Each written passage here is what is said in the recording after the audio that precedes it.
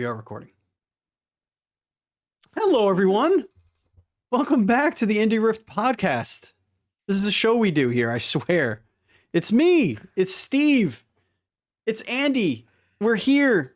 It's February 10th. And we're finally back. And I think this time for good. And I know I've said that the last two shows we did, but we're finally back. We're finally back to normal, I think. Hi, Andy. How are you? I'm doing great. You know, you never forget how to podcast. I feel like so much time can go by, but when I sit my butt in this chair, it just comes rushing back to you. You're assuming I ever knew how to podcast. This is also true. Yes, very true. And what is this podcast? Really know how to podcast. You know what I mean? Like, what is this podcast? I'll tell you what it is. It's the internet's #1 gaming news, indie gaming news reviews and previews podcast that you've never heard of and you haven't listened to since November. The show will eventually post again every single week, we swear. You can support us on Patreon. It actually helps us a lot. Colton, thank you so much for all your support. Colton, the journeyman, Nestler. Going to patreon.com/IndieRift. We do appreciate all of you. But honestly, right now, it's all about getting back in the swing of things, telling your friends that there's a cool podcast. They're back. They're posting new stuff. And you should check them out either on YouTube or wherever you listen to podcast services. Go to youtube.com/@IndieRift. This is a special show, but before we get into this special show, we have a new show coming out very soon called Dev Dive Side Table. That is our indie board and tabletop gaming interview show hosted by myself, where I'm interviewing all kinds of indie tabletop developers from actual card games, board games, TTRPGs. I interviewed a company that actually rents out GMs for private events and parties and stuff like that. A lot of cool stuff happening out there in the world of tabletop gaming. And we're going to start bringing that to you bi-weekly, starting on Valentine's Day. So go to your podcast device, type in Dev Dive Side Table, or just Dev Dive. I'm sure it'll pop up. You could check out Dev Dive, our other interview show, where indie video games, over 400 interviews on there. But if you can sub on Side Table, if you're big into analog gaming, tabletop gaming, it would mean the world to me. And of course, you could just hang out on the YouTube channel. They'll be up there as well. Andy? I could give you your first review of your new show. Oh, sure. Yes, you did listen to a couple of episodes. Some episodes, yeah. Yeah. What'd you think? I'm not a fan of board games. Oh, okay. This did not make me fall asleep. Excellent review. It's going in the commercial. We're currently cutting together a commercial, and I got to remember to clip this moment because that's the perfect review, I think. Yeah. This all came to. This is something I've wanted to do ever since we went to our first PAX, and I always thought that PAX Unplugged would be the first, or would be the best show to really start it off. Making relationships and stuff like that. And I couldn't get to a PAX Unplugged because I would get sick year after year after year. I would always be sick right during PAX Unplugged. This year, I was not sick for the first 2 days of PAX Unplugged. Oh my God, what a miracle. Right. Last day, no voice at all. Came home, sick as a dog. It's just terrible on Monday. Anyway, built a lot of really good relationships, and we have 5 episodes in the can, ready to go. I have 4 more on schedule to shoot in February and early March. So we are well on our way to tell amazing stories with indie tabletop game creators and people from the community. It's going to be a lot of fun. But Andy, this is a very special show because it is our Game of the Year 2024 show. Now, folks, you can notice we are without Matt. Matt is getting his life together. He's got some health issues he needs to take care of, and we wish him nothing but luck and love and health and happiness. And when he's ready to come back, he'll be back. Plus, his opinion just doesn't matter. Okay, not at all. Not 1 0%. It's our Games of the Year and our awards show. This is where we, Andy and Steve, we'll be handing out a couple of awards. I only have 4 to bring, and you have like 8. So and I had like 20, but Matt bitched, and I cut it down to like 8. I And he's not bitched. even here to. He's not even here to like do his spiel. Well, here's the thing. It's a lot. Like, we don't need to go that crazy. Listen, I like to get granular with it because we play a lot of stuff in a year, dude. We It's do. We hard. do. It's okay. So like this whole exercise we do with games of the year, it's just we play so many games Right. throughout the year, and like I feel like they all need a trophy because we only play really stellar, outstanding. That's not games, true I at feel. all. That is not true at all. That is a fucking lie. Andy just looked into this camera, spoke into a $400 microphone, and told you the most bullshit lie of his entire life. And he's a known so much liar. Trash. He is a known. No, we don't recommend the trash, but we have spoken about bad games that we've played, and we have purposefully left off bad games from coming on talking about bad games on the show that just didn't deserve the time. It happens. Not every game is going to be an 8 to 10 out of 10. It's just life. You may not agree with our picks. The categories are weird, especially Andy's, but I took it as kind of like a simple approach. I have 4 categories. One, of course, is game of the year, my game of the year. It doesn't mean it's the best game of the year. It's just my personal game of the year. It's the game that I loved the most. I enjoyed playing the most. I have that award. I have the best demo, which I think was super important in 2024. I don't know if you like agree, but like there were so many indie game festivals on Steam and like across the internet where they were just putting out these great demo after demo after demo, and we would sometimes spend 40 minutes on this show just going over the demos we played that week. And I felt like we should highlight one that I thought was one of the best. So I put that on there. Then, of course, we have to acknowledge the AAA space. So I have an award for just the AAA game I actually had time to play this year. So it doesn't mean it was the best. It was just the one I had time to play. So great category, by the way. Yeah, that's up there. That's up there. The best part is the link for it is an age check. I was like, what is age check? It's just because you can't look at the trailer without putting in your age, but it's a very simple whatever. It's not a big deal. Also, I think my game for that changed since then, so whatever.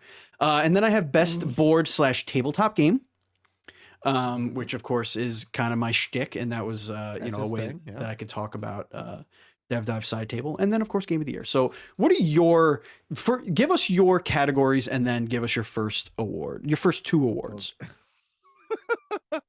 So I could go through all the categories if you want. So I have the most Unhinged award. I have the You Made Tank Controls Cool Again award. I have the Good Ass Games I Never Mentioned award. Okay. Now this took a minute because I was like, again, we play so many games, but like only so many make the cut in the weekly discussion. And these 2, I was like, I love these games. I didn't mention them one time, so they get a shout out. Sure. I have the You Made This For Me award. Okay. And you'll know why once I announce the games with that category. I have the I Have Friends award, which is shocking. Yeah, you have a couple. This is my favorite title for an award. This is good. I like this one. This is really good. You could start with this one. I want start with this one, and then do your next one.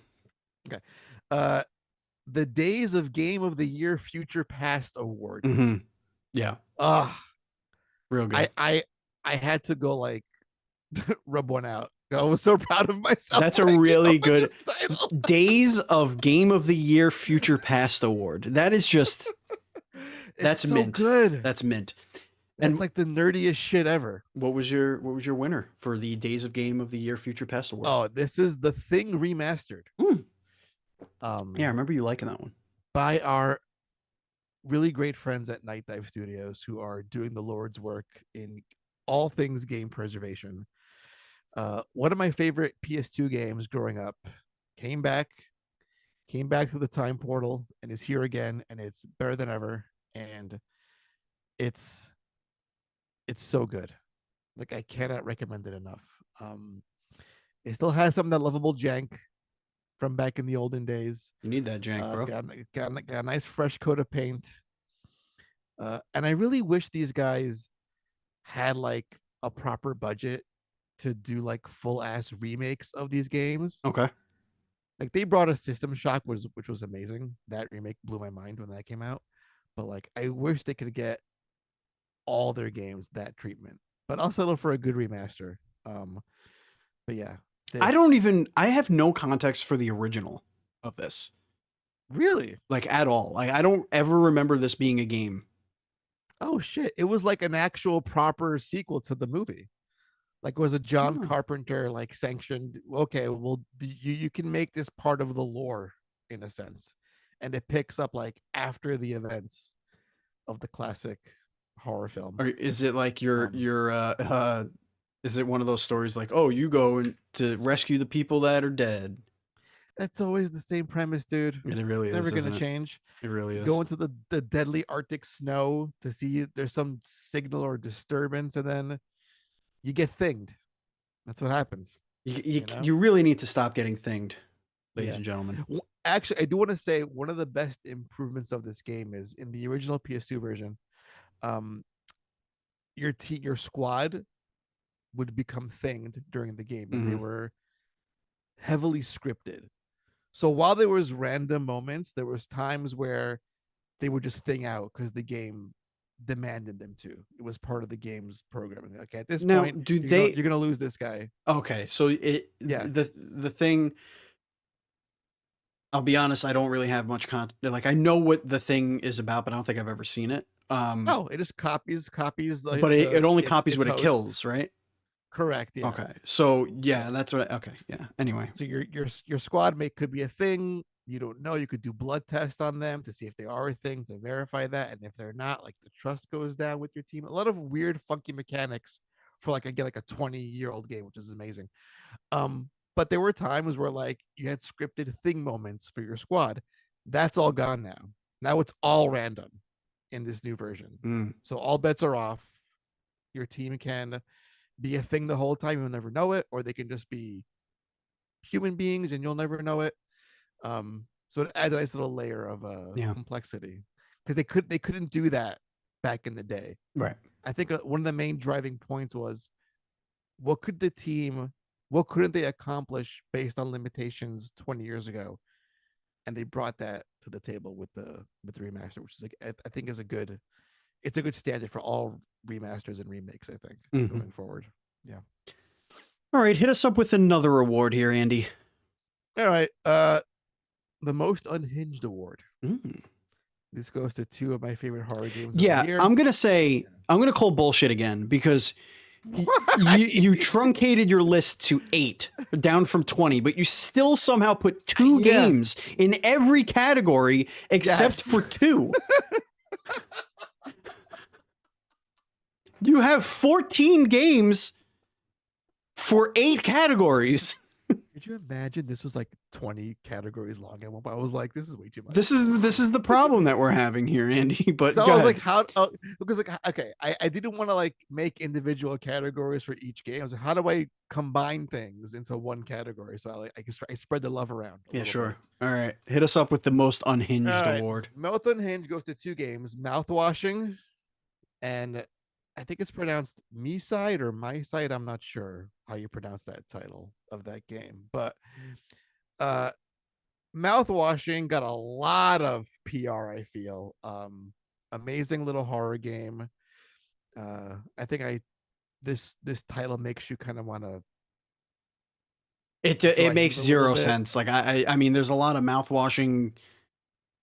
Well, you know the premise is you're on a spaceship, like on a freighter delivering cargo. Something happens to your ship. Of course, things go wrong. You're like stranded in space, kind of a thing, waiting for rescue. There's no food or water on the ship, and you're like, okay, let's see what the cargo was. We picked up to deliver, and it was just boxes and boxes of mouthwash. Yep. And you're starving, you're hungry, you're thirsty, you start doing mouthwash, and your crew slowly goes a little bit mad. And it's got great storytelling. There's a lot of funky twists. Uh, You know what my it's like favorite thing about this game is? mm, The PS1 like WWF yeah, Warzone era it's of got the hands pointing. Like yeah, they don't move. It's just like it's like, oh, let me give you it's a like key. you, man. You know What are what we you did. doing? What are we doing? What's What's going going on on? here? I don't know. Let me cut the thing with the knife. I love that shit, man. um, God, that was a thing my brother and I, we were kids, always did from Resident Evil. It Mhm. was like, here, Jill, take this key. And we would just do this to each other. Fucking I've nerds. got this. I've got this.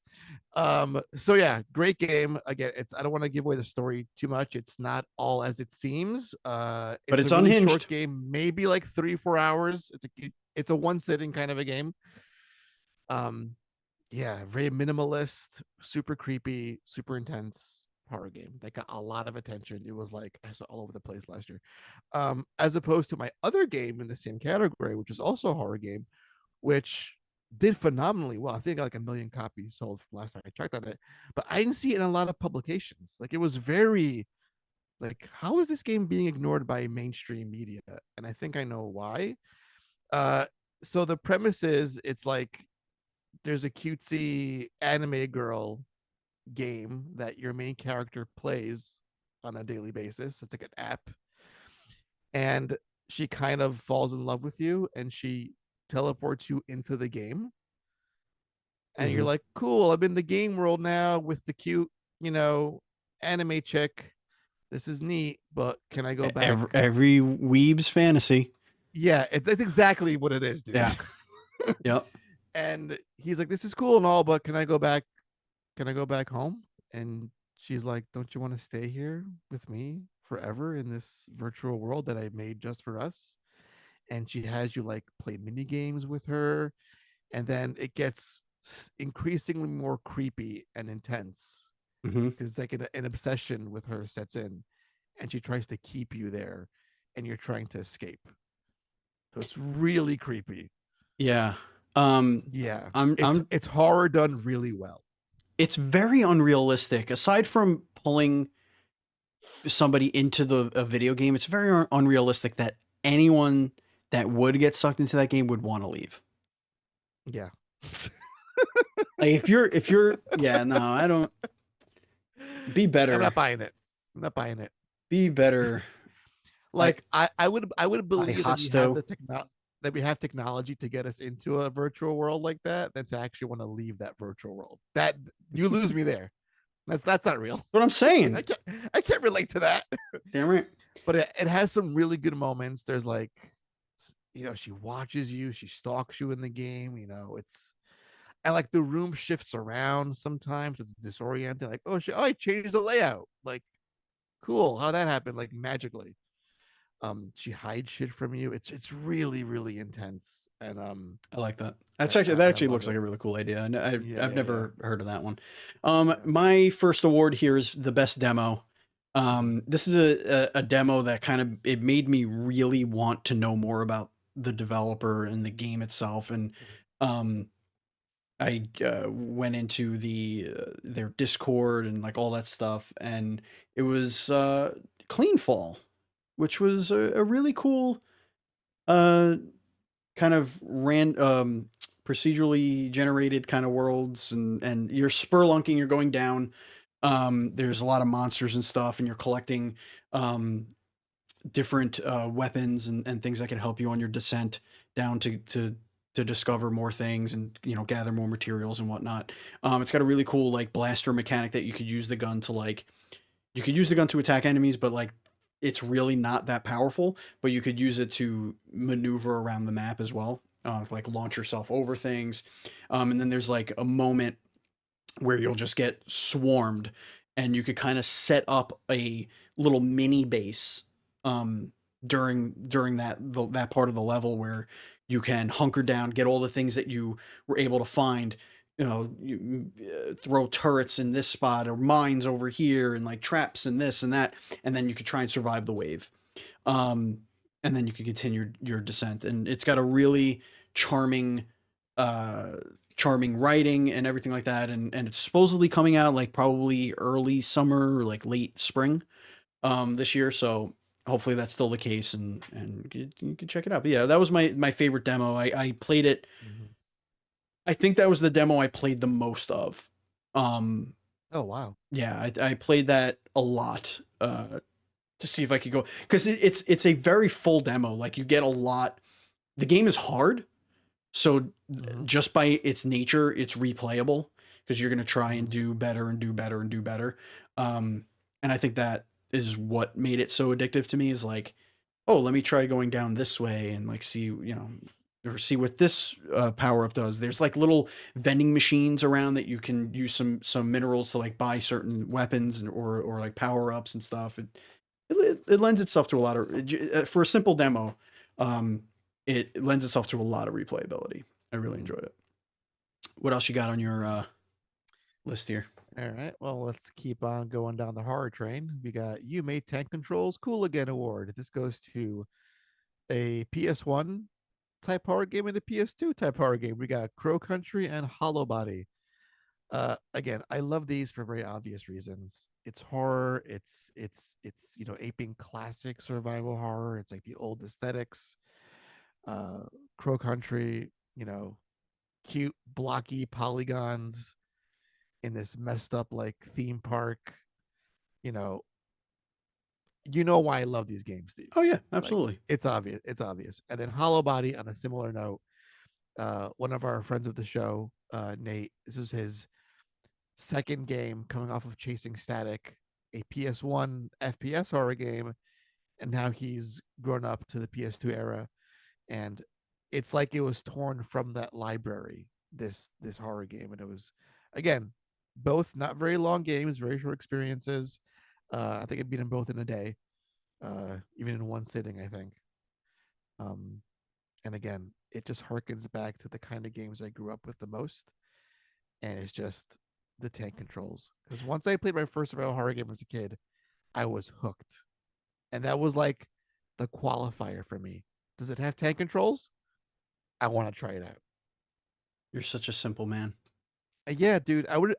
The shittiest of horror games in the PS1. I've played them because I like that control scheme, the feel of it. It's comfort food to me. This is my gaming comfort food.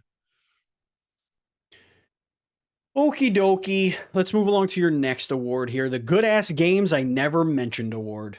Oh my god! So we got two games here again. Surprise, surprise. So the first off is Nine Souls, which I think is my favorite Metroidvania game also of the year. Wow, okay. No, like if I can give like a serious ass category, not a jokey category, I would give it that. It has like not quite Dark Souls kind of a combat system, but there's like a parry system involved. Yeah. That is really hard to nail down, but once you get it, it is so damn satisfying. Because like you phase through your enemies, you put little exploding tags on them. Yeah, you can like deflect arrows activate and stuff, and like blow them up. Yeah, it's really neat. It's got a really cool like skill tree system. It's not an easy game by any stretch. It's actually quite difficult. I was stuck on that first boss for like a couple of rounds. I was like, do I suck this bad? No, yes. Just get better, dude. Get better. Right. Get better at the game. But yeah, I loved it. And also as a sidebar, this game, its developer, I think it's Red Candle Games, made one of my favorite horror games ever, Devotion. Like years Dead ago. Ocean. Yeah. No, Devotion. Oh, Devotion. I'm sorry. Wait, Devotion. I can't speak English well. Devotion. Is Dead Ocean again? I feel like Dead Ocean is Dead. We'll get a game now. Well, I'm gonna Google it. We'll Google it after the show because that sounded really familiar to me. Maybe it's just Devotion. Yeah. I think they're from Taiwan. These developers, and that game was actually pulled from Steam because there was like a joke against the Chinese. Is it Prime Minister? Yes, I do remember that. Yeah. I do remember there that. There was a Winnie the Pooh reference. Yes, and it caused a huge remember stink. So I was like, oh, it's those guys. Cool. So they made a really fun, stylistic, amazingly difficult Metroidvania game. I loved it. And the other game I played that I didn't mention at all during the podcast or all of last year was One Button Bosses. This is a really neat game. The premise is you're on like a little circle path, Mm-hmm. and there's a boss in the middle of the screen, and you're auto firing the entire time. And you press one button that changes your direction to dodge the boss's incoming projectiles. That's smart. Yeah. And there's a roguelike bit to it. You get power ups, like you can dash, you can increase your rate of fire, and you're equipping these things as you're beating bosses and going across the different paths. But it's all just pushing one button the entire time while you're playing. Super easy, super minimalist gameplay, but like fun, challenging, and I was hooked. One button too many. Yeah. I'm just boss battles. Come on. All right. So my next little award here is AAA game that I actually had time to play. Now we play a lot of indie games. We're going to talk about a lot of indie games here.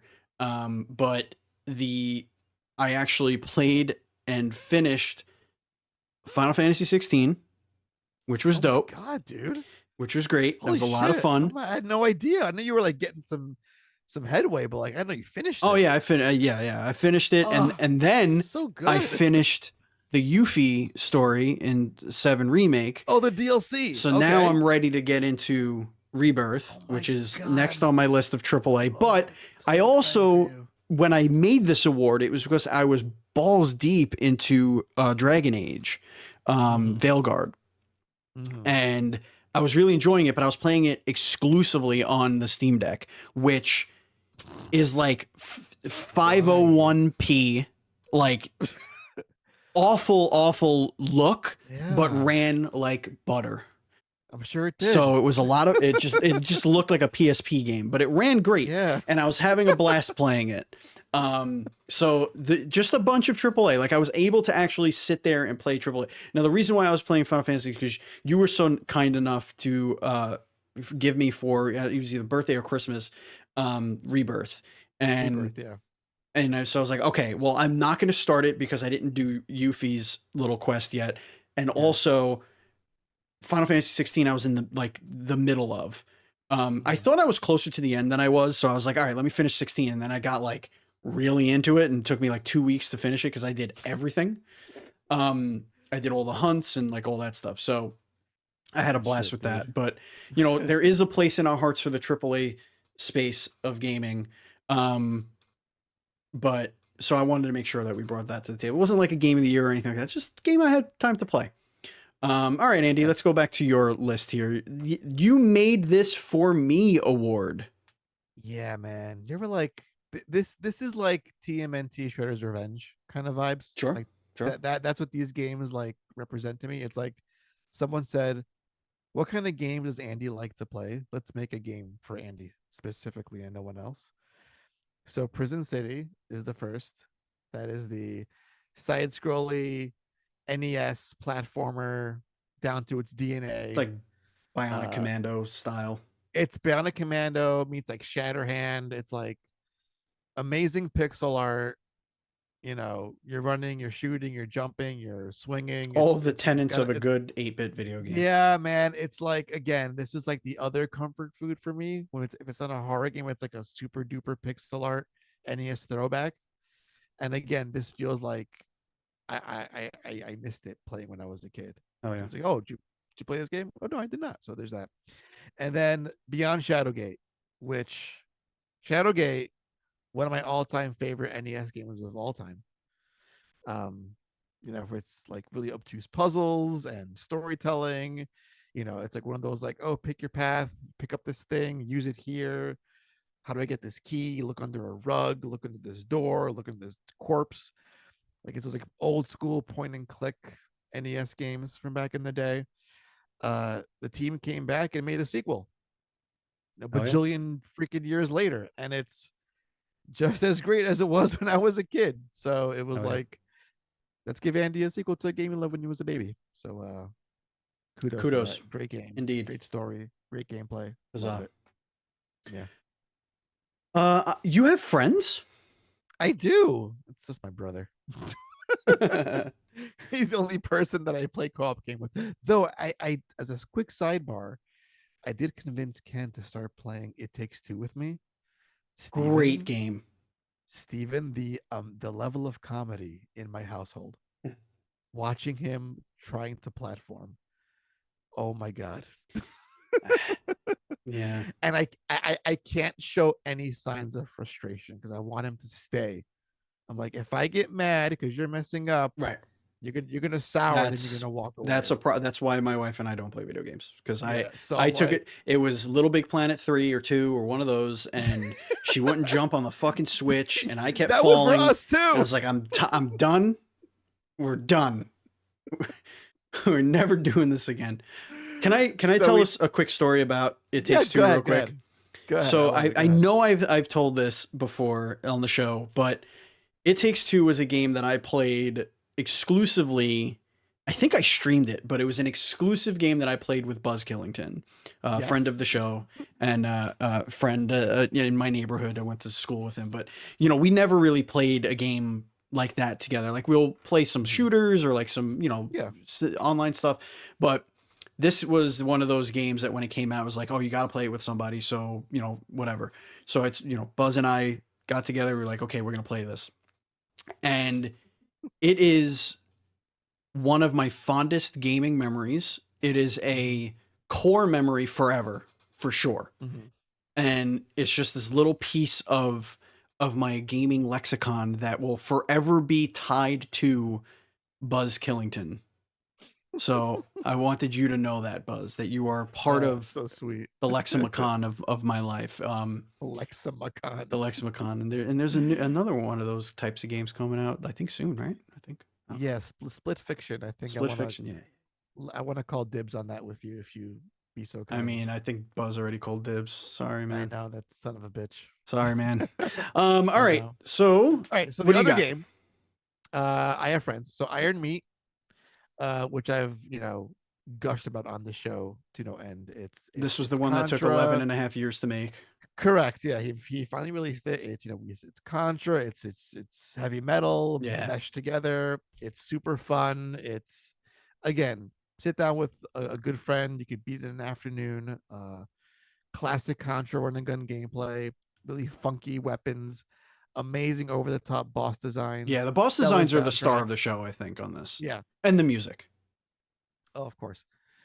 Yeah, killer soundtrack, killer graphics, amazing gameplay. It's like, again, did you miss this game growing up? This Iron Meat game while you were playing Contra? I never heard of it. Here you go.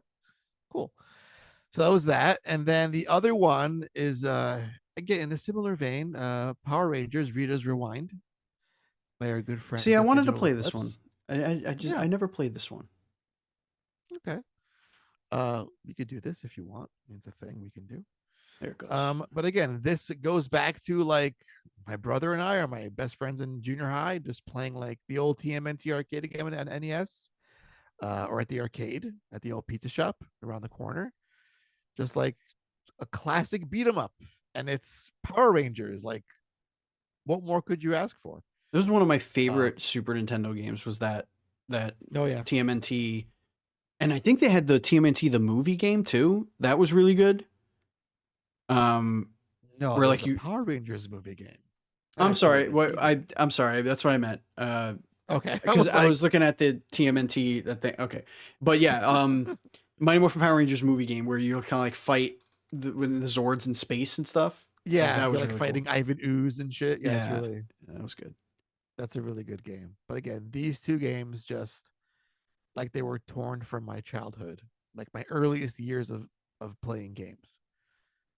That's what these games remind me of. And I again, get them, play them, show them some love, because you're grab a friend you haven't spoken to in a long time or haven't hung out with in ages, and just do it. Oh yeah. Yeah. That's one of them good ones. It's one of you'll love to see stuff like that, you know? I know. So my next little award here is a tabletop board game thing. It was just a game that I became obsessed with the concept of. I haven't really been able to play with a lot of people. I played with people at PAX Unplugged last year, but I think it has a lot of potential to be a really good card game in the space of the trading card games. It's called Altered. It is classic fairy tale type characters, but altered. So they're like a little different, right? Like there'll be like a steampunk version of like Aladdin or whatever, like stuff like that. But there's two things. One, the gameplay is sort of, it's not like you're fighting each other, but you're racing each other. So each of your characters has I forget what the name of it is, but it's basically like a familiar, right? Like a sprite or a familiar.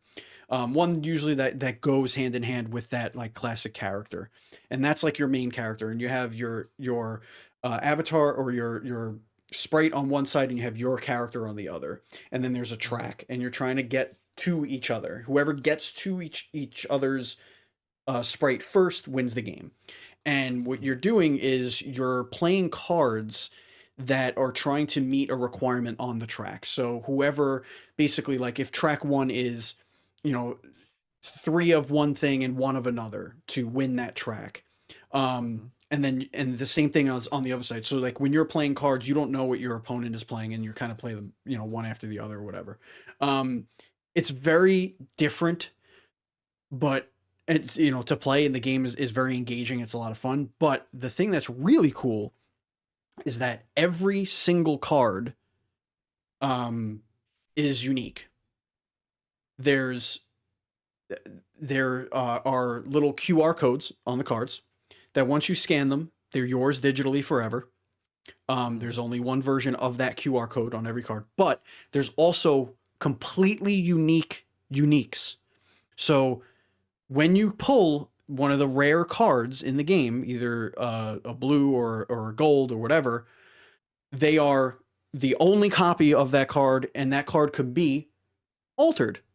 So okay, we could, like, you and I could have this one character. We could each have the gold version of that character, but my card does something different than your card, from another person's card, from another person's card. They're all slightly altered so that they're 100% unique to that card forever. And once you scan it digitally, it's in your wallet. You can trade eventually digital cards. But here's the really cool thing. Okay. When you are opening your packs of cards, you'll get this thing called a foil redemption, basically. None of the cards are foil, right? They're all regular cards, whatever, but they're, various rarities. But you'll get like a common foil, an uncommon foil, a rare foil, or a unique foil redemption. It'll just be the color of the card. It'll say foil redemption. It has the QR code. So you could scan the QR code. You could then attach that foil to one of the cards of that rarity. So let's say I pulled a bunch of, I think I have 4 or 5 gold cards. I pulled one foil card in all the packs. I applied it to the card that I love the most. Very soon, you're going to be able to, in their app, click to print that card. And they will print your unique card as a foil version. You're going to be the only one on the planet that has that card, and they're going to mail it to your house. Oh, that is so neat, dude. Yes. I love that. Super cool thing. And also, you can print multiple copies of a card that you own if you want. So like if you're building a deck and you like the way one card works, you can say, okay, I want to print 2 versions of this card, whatever. So there's a print and play aspect for it. A print on demand is what it really is. That's really cool. Really cool game. The art is gorgeous. I don't know if I have any with me. I think I put them away, or they're in the bedroom, or I think they're in my bedroom, like on my shelf there. Are you gonna get your cards printed out? Once it's available, I'm gonna get my uniques. Anything that I have a foil version of, I'm gonna pick like a card. I picked like some of the more famous characters. Like I think there's like a Riding Hood that I really liked that looked really cool. There's a Geppetto in there. There's Mowgli. There's like there's really cool characters, and really unique takes on some of these characters, and it's a lot of fun, and like the different factions play differently too. There's like red, green, blah blah blah. There's like different styles. They're not one isn't particularly strong against the other or whatever, but they're different types of decks, kind of like Magic the Gathering in that way. Right. Green is about keeping your cards there, so that they can't recycle, because you do recycle cards, they get discarded and they're gone for the game, and like you're constantly moving things. But green is like better at keeping those cards there, so you could make them stronger as you're playing. Then it's red, which is all about attacking, getting rid of your opponent's cards and yada yada. So it's a really deep game that's really easy to pick up and learn, and I really love the collectability aspect of it. So I became a huge nerd about it. I'm going to try and get some of the creators on the show, Dev Dive Side Table. So hopefully we can talk about that soon. All right. What do we got here? I think this is your second to last one. Yeah, man. It's time for your almost game of the year. Yeah, these are my runner-ups. These were the ones that I was like, I love these too much. But it's like the Sophie's Choice Award. Basically, it's like, okay. I think it's safe to say your first one on this list is Matt's game of the year. That's good. That's good to know. I'm pretty sure. That there's some crossover there. Yeah. So the first one, Crypt Custodian, which again, I feel like it didn't get enough love from folks. Again, so many great games came out last year in the indie space. But yeah, really great Metroidvania with an awesome premise. You're a cat that's hit by a car, goes to the underworld. Mm-hmm. It's like, hey, so sorry. You had a good life. You're a great pet. Let's go on and live happily ever after in the pearly gates. But then it's like, oh, you broke some pots to get to where we are now. You're going to go clean hell forever. So goodbye. Great. And then there's like, what's really going on here? What's the real story? Because there's some shenanigans with how you're placed in. There's some literal gatekeeping going on, so to speak. So great, fantastic, like top-down classic, like Zelda look, but a Metroidvania. Huge map, fun combat, fun abilities, amazing design, amazing sound. And I think it's a one-person dev team, which is Kyle Thompson. Incredible. Yeah, there you go. That's his name. Yes. But yeah, hey, Kyle, come on the show, man. The show, Kyle. Why not? Amazing game. And then the other game for almost game of the year, which is a game that I knew from the second I first saw it years ago that it was something special. And then when I first played it, I was like, this is going to be like the next Meat Boy. Like, this is going to be in the conversation in the indie space in 2024. And that, of course, is Animal Well. You're not so quite Metroidvania. You're unconventional Metroidvania, which is a game I feel you have to play to really get it. I sunk so many hours into this thing, dude. Like, trying to uncover every little nook and cranny and secret and mystery. It's like a 6 or 7 playthrough kind of a thing to really peel back the layers. It's so open-ended. You can go in any direction you want, carve your own path. Like, no two walkthroughs will look the same. And that's the best part about this game. Funky, intense graphics, and again, another solo dev on this game. So this was a real tough call to put these two amazing games in the almost game of the year category. You know that what's coming up next for my game of the year is the cream of the crop. The cream of the crop. Ooh, yeah. It was tough. Yeah. Well, we'll start with my game of the year and then we'll bounce back to you. But this is my indie game of the year. It's game of the year. It's what we do here. I've talked about it several times on the show. They continually updating it. And it was just one of those games that brought me back to my early PC gaming days of, roller coaster tycoon type, just building a town building and adventuring and like figuring things out. And I love designing my own city and town. And Fabledom came along at like the perfect time and decided to take town building and adventure in this fantasy setting and make it approachable and whimsical, kind of like it felt a little bit like Black and White. I don't know if you remember that one. Yeah. but it's beyond charming. It's addictive. It could be challenging, like depending on how you want to play the game. It doesn't punish you for not being great. Yeah, sure, you'll lose villagers if you don't have enough food or you don't have enough coal or like whatever, and then the harsh winter comes and your people will die. But new people will always come, so you're always able to rebuild after making some mistakes and setting yourself up in winter for disaster. Um, and then they have this like cute kingdom romance thing where you could like court other lords and different lands and unlock different trade abilities or side missions. You have like these soldiers that could go explore the map and do side missions like fighting cyclopses and or cyclopi, cycli, cyclosises. It's really really charming. It's like if the world of Fable was a town builder and didn't and was just focusing on you just having a good time as opposed to trying to beat a high score or something like that or whatever. Yeah. I remember you first playing this game at PAX 2023, and you looked like totally mesmerized by it.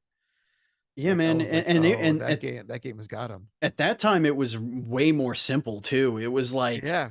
it was like a half-hour demo where you could just basically build the first like 4 structures and then it was like, okay, game over. And Yay. where it's at now, and like there dragons and just different errors of you don't it's not too deep with with like errors of technology, but like you'll eventually get some stone stuff. You can make big high walls to protect your cities. It's really, you don't like go to war with other kingdoms and stuff, but you have threats that are always looming, whether it's like a creepy witch that's gonna put a hex on your people because you didn't agree to give her whatever. Right. Or a giant attacking your walls or whatever. Just really a lot of fun. And if you like those kinds of builders and you want something that's chill that you could just click and listen to the a podcast or whatever and enjoy yourself, it's like the perfect game for that. It's out of early access, right? I think it is. Yeah, I think they're Yeah. at I honestly just play the game. Like I just turn it on and play it. Like I don't worry myself with what version of it we're at. Right. But I will tell you this definitively, with a bullet at the end. This game is better than Civ 7. Yeah, I think a lot of games are better than Civ 7. Civ 7 is having a rough go. It's not having a good time. It is. I cannot believe they put that game out. Yeah. And that's what a shame. As a quick aside, like that was Ken only plays like 3 kind of games. He plays Overwatch was dumped for Marvel Rivals. I think it's dead to him now. He's like, that game is dead to me. I'm all about as it should be. Yep. Obsessed. Mm-hmm. Assassin's Creed. Yep. Right. Yep. I know that. And then the Civ. He was so hyped for Civ 7. I haven't seen him play it once. I think he tried like once or twice, and he was like, not yet. And he's back onto Marvel Rivals. Like that's what I know. That's not. Have you been keeping up with it? Like all the no. The UI is barely usable. I just saw like when I saw the IGN review, I was like, that's not good. Like if it was like like a Grand Slam kind of a thing, yeah, I was like, oh, it's mediocre. No, it's only mediocre because that's the word they use to describe that score. It is bad. It's not Civ in man. It's when you play Civ, you're expecting the what's the word I'm looking for? The apex of the genre. You're looking for polish, you're looking for sound design being great, the technology tree, Andy, the UI is barely usable. You can't These even aren't like you annual can't games, right? no, no, no, Yeah, no. so I was like, how did you fuck it up so bad? It feels like what they wanted to do. This is what it felt like. EA or 2K, was it 2K? 2K, right? Is it 2K? Uh Yeah, I remember. Um look it up. we should probably put out a Civ game soon. It's been a while. Yeah, let's start Is working on that what that. they were thinking? Hey Let's guys, how let's long is start the working game? on that. And then like 3 years later they're like, "It's time. Got to get it out, but it's not ready." Yeah, but it's a PC game.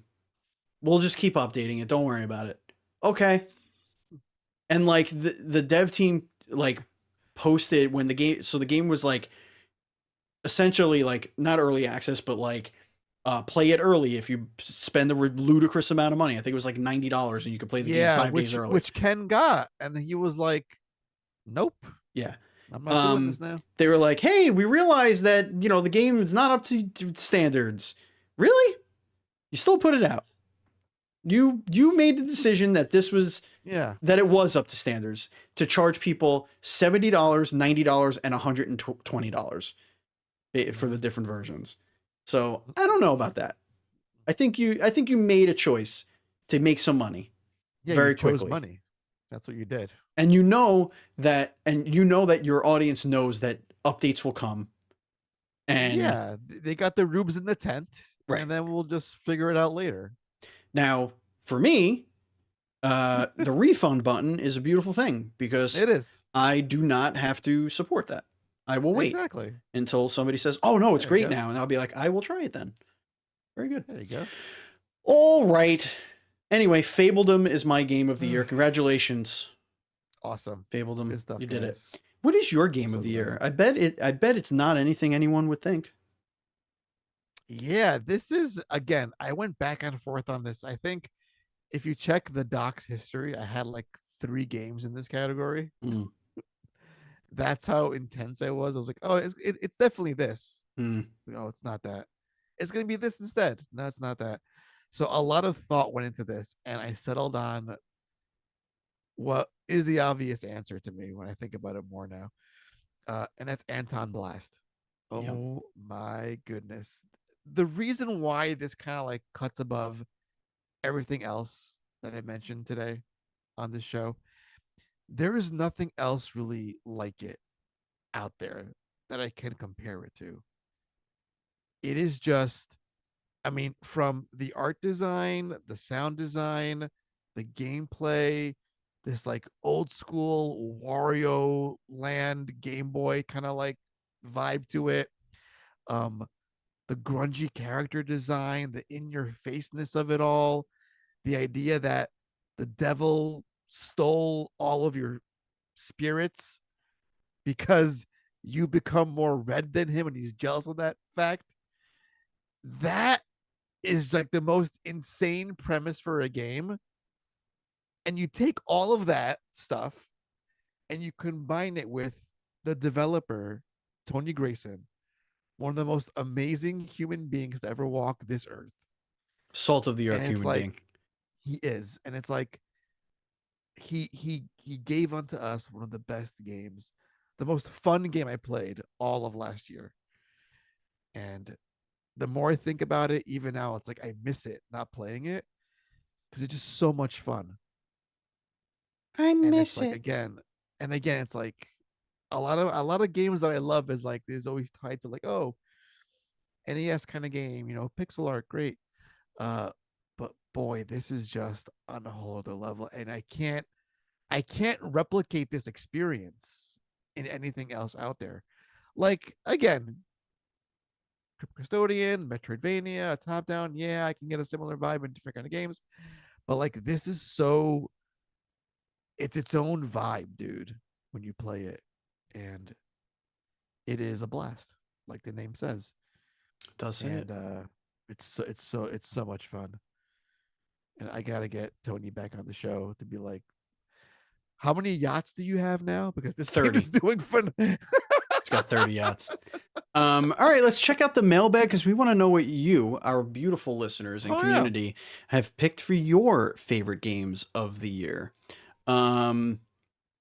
Let's see. Let's scroll back because we asked for this a while ago. Buzz Killington has chosen Balatro. Not surprised there. Balatro, of course, won Game of the Year at the Game Awards this year. Yeah. Good Game Awards. Again, that game just went over me. Like again, like it really shows you how crammed this space is. Yeah. There's so much good shit to play. And I've seen gameplay of it. I've seen it. It looks great. But it's like I'll get to it eventually, kind of a thing. Mm-hmm. But yeah. Thanks for covering that for us, Buzz, because we didn't mention it all either on the show or this one. Matt has brought it up plenty of times in the past. Yeah. We have a bunch of games that Farmer Pete threw on here.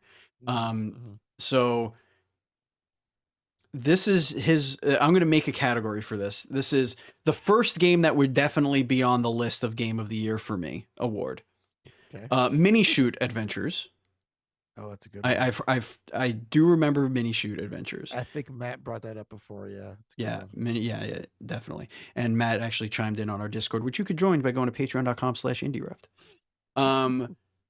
He said definitely it's on his short list a lot as well. Another one for Farmer Pete. This is the really fun, but I don't think it's right to put an early access game to full of bugs and crashes on the list. Pal World.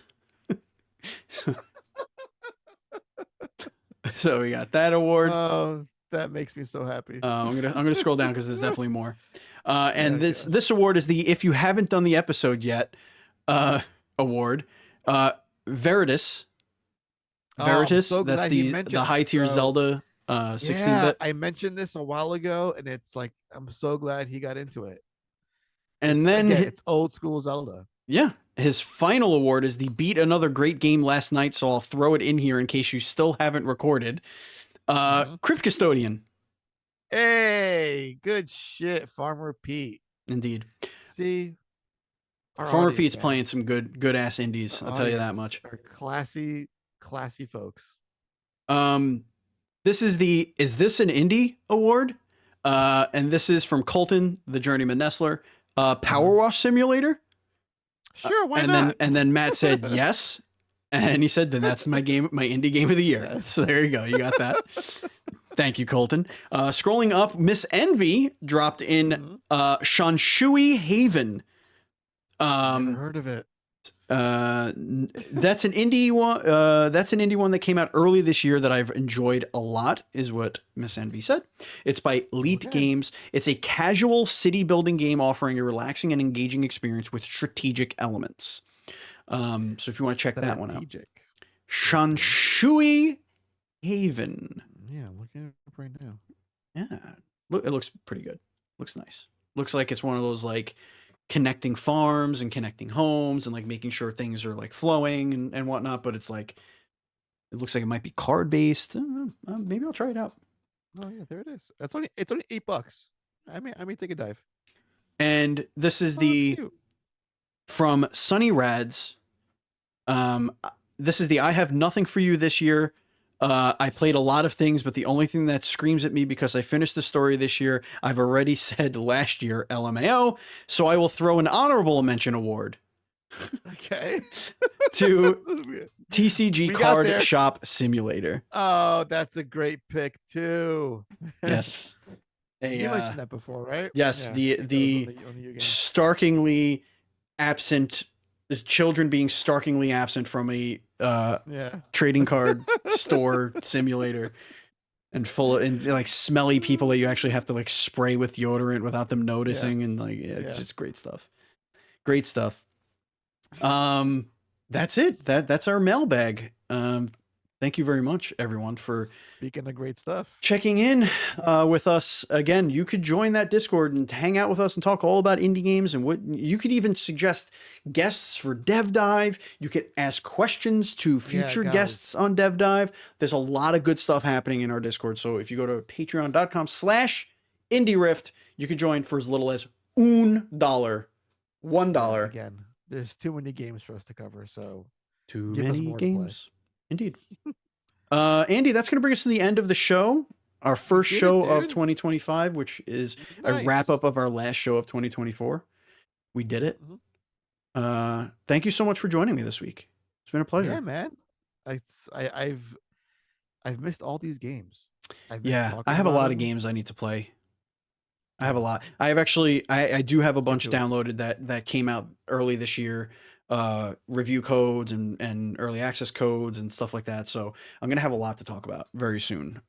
Actually, I've been knee deep in 2 games so far this year that are on my list of things I need to talk about for. So we need to get back on this. So we are going to be back next week with the Indie Rift podcast. Thank you very much, listeners. Thank you, viewers. Thank you, Andy. Thank you, developers, for making these awesome games. We love you. And as always, please be excellent to each other.